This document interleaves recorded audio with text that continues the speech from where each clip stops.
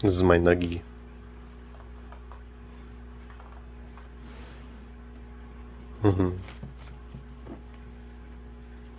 You're a good boy. Yeah, you're a good boy. Aw, good boy, Nugget. Mama.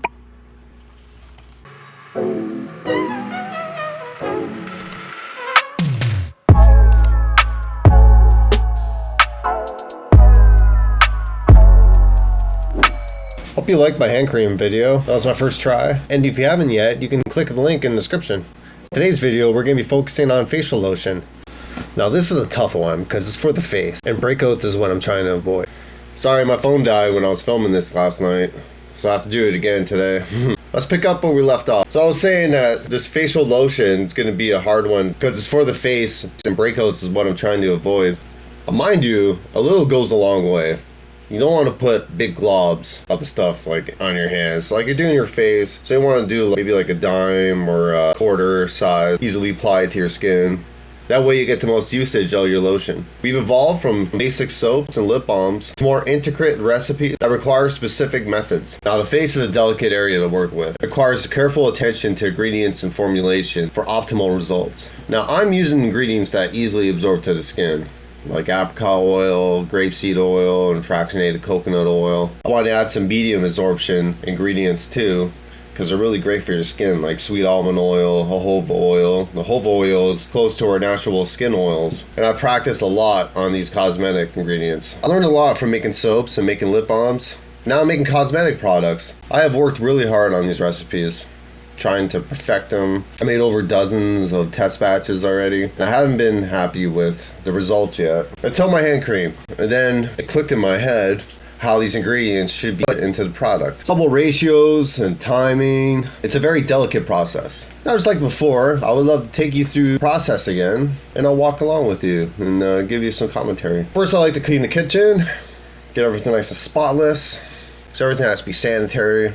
I'm very big on sanitization. This stuff is just test batches, so I'm not 100% in production right now. There's more steps that I take. I gotta wear my gloves and everything. But this is just test batch for me and my family, so we can try. Make sure that no one's breaking out. One thing I really want to make sure is I'm not selling a product that's making people break out. I like working with my pieces of wood. I use them as my workbench. That way it makes cleaning up a lot easier. My trusty scale.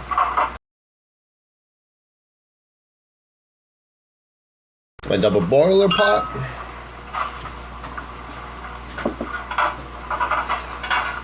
This time I'm using 2 Pyrex glasses. I like Pyrex glasses because they're thick, so it'd be easier from the break on me. That's the one thing I'm worried about, is the heat difference and making the glass shatter to help even out, distribute the heat.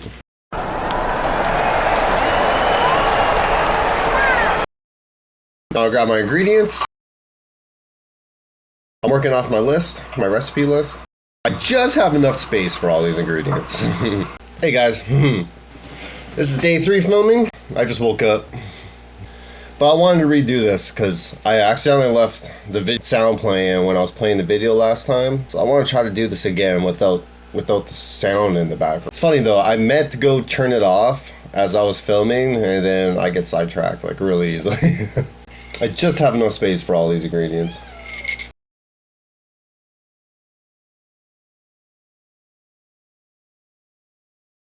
I'm mixing my fragrances now. I've been doing it so much now that I can just do it by eye.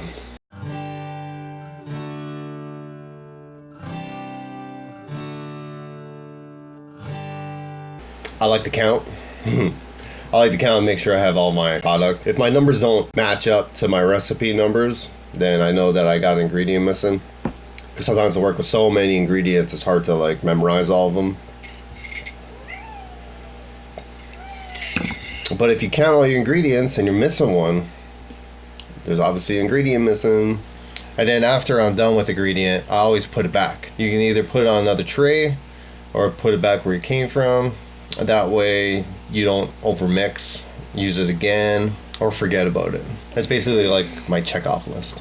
First I start with my waters. To me, if there's any pathogens, it's going to be in the water, so I like to burn the water the most out of anything else. putting my floral waters in. We got lavender and chamomile.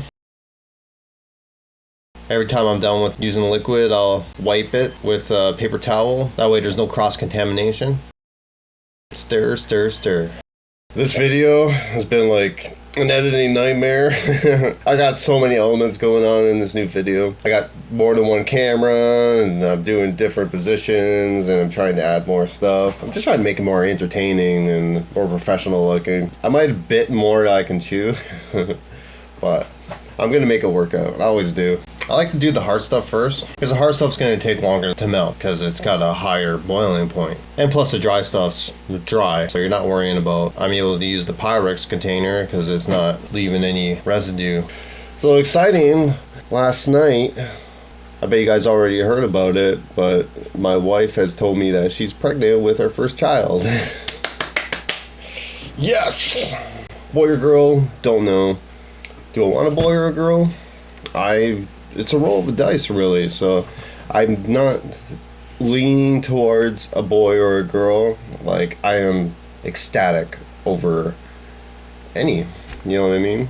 Like, to make a child from nothing is, you know, it's remarkable.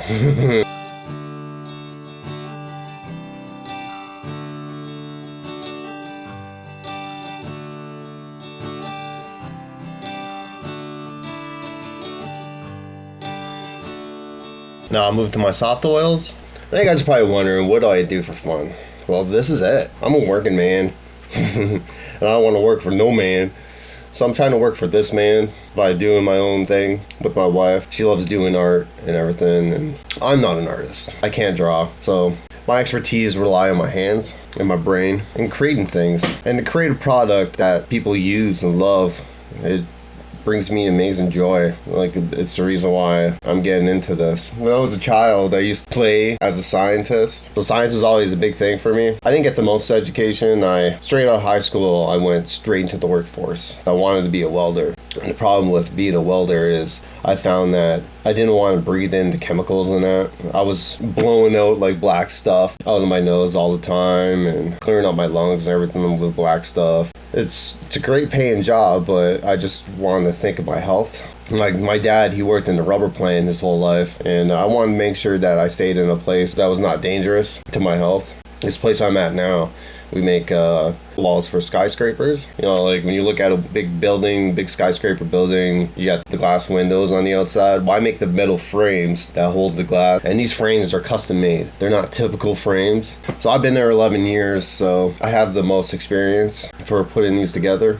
So I love working with my hands and building a building. Like, even if I go to that city and I drive by that building, oh, that's so awesome. It's like, I made that. And I feel the same way with these products. I make something and somebody buys it and uses it and loves it. I made that for them, and I hope I saved a few bucks for them, because I noticed when I started this journey that a lot of these products are overpriced, and with inflation and everything like that, we gotta try to keep prices down and try to keep them affordable, try to give you the most ingredients that you can get out of it. After done with all my ingredients, I'll clean my workstation, and get ready for the next step. My next step in this process would be the electric mixer. Now we wait 20 minutes to burn the rest of the pathogens off.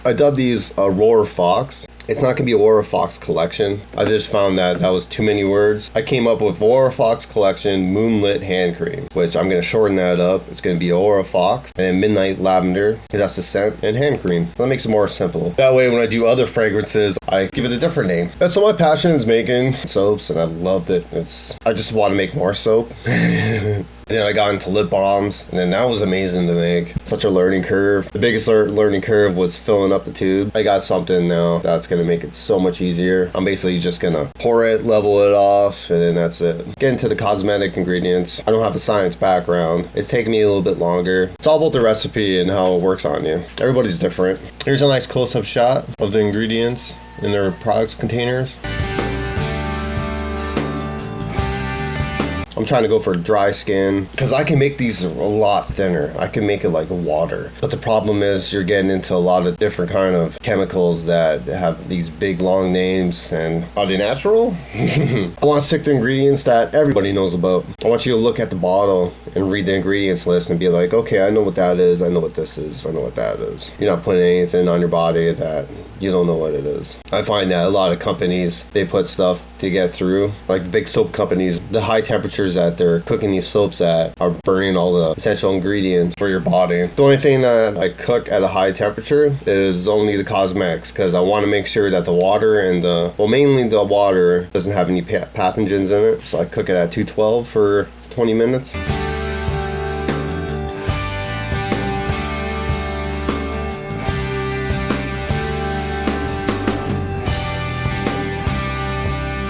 Now it's the fun part. Now it's the mixing part.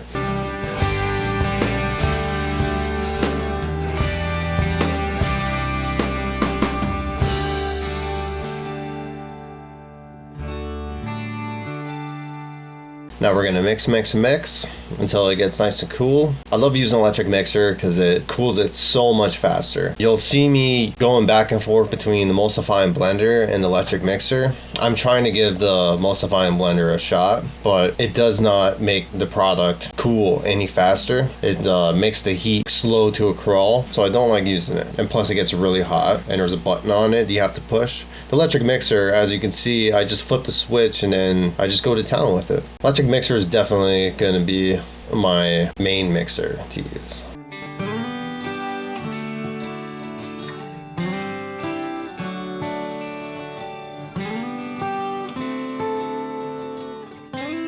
Checking the temperature.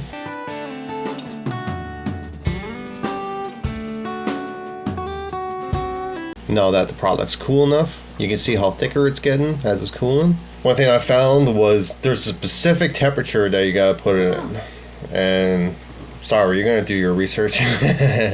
Because if you do it too cool, it's not gonna bind. Ready to add in my preservatives and vitamin E, and I'll mix in my fragrances.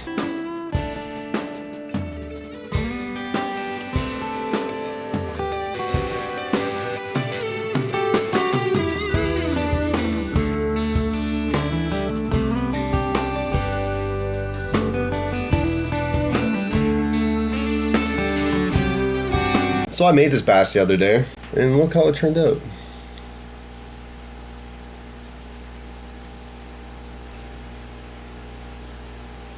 I would say use about this much. It's for your face, right? Now, I didn't wash my face yet, but I'm just gonna go put it on anyways. Oh my god, it smells so good. Get on your forehead, and your nose. Do not get this in your eyes, please. It'll probably burn. The same for your eyes. Too much hair in the way. Oh, it smells divine. Get your ears too. Those will absorb in a couple minutes.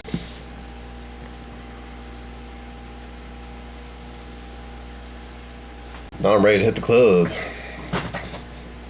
Now you see me go into the emulsifying blender. I'm giving it a shot. It doesn't help me cooling the product. And I think the product's a little bit too thick for it to start off with. Now I love the emulsifiable cosmetics is I love doing the recipe. I love packaging it. See how nice it turns out. This gets me going. Like this ain't finished packaging yet, but that looks so good. I'm really happy with that. And I color coded them. Like facial hand cream is going to be blue. This one's got the red strip. Then we got the butter.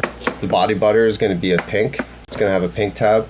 I want it because they're all going to look the same. They're teal color, gold and white writing. I wanted to make a color code on them, so because nobody wants to read everything.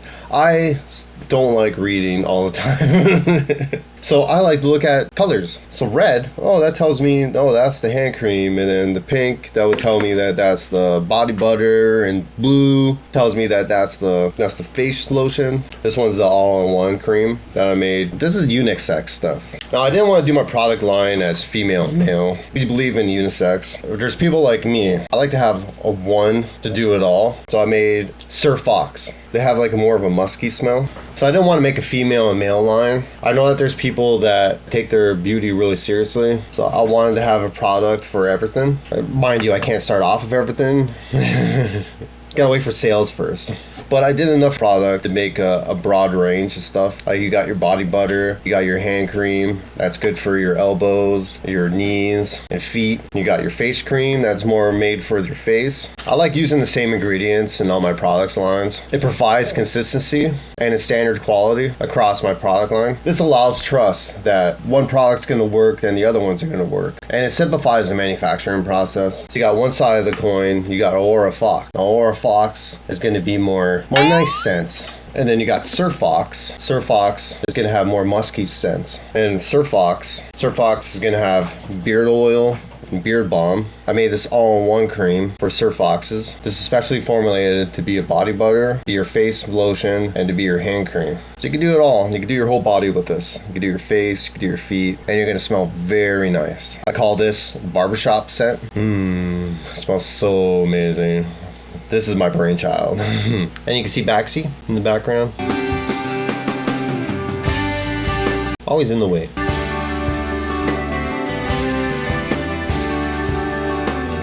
I give the emulsifying blender one more shot. But as you can see, now it's too thick. And I don't really think the blade's doing anything. And this is the part where I lose my battery on one of the cameras. I just bought a new battery for the camera, but the battery wasn't charged yet.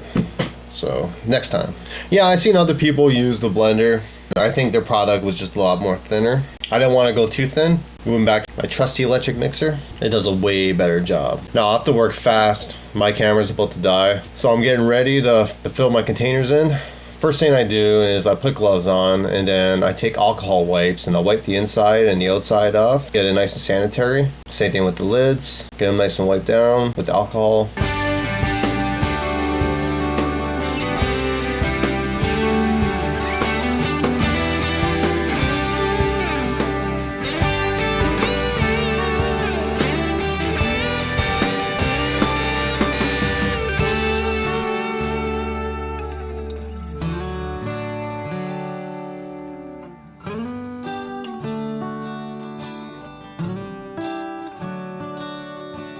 Now that's the part I'm not really good at yet.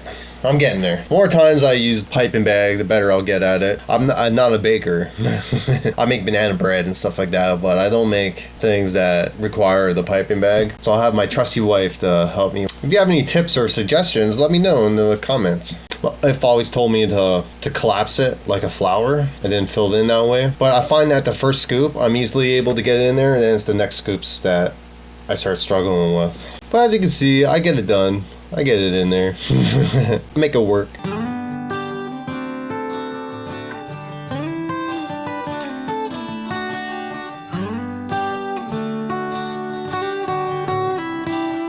I'm about ready to start, and then my wife comes in to give me some pointers. She helped me hold it in a better way. That's not putting too much strain on my wrists. And as you can see, it's filling up nicely. It's a nice, perfect, creamy. These are going to be available for purchase. I'm aiming for March. All I got to do now is just do some testing on it and make sure that it's acceptable.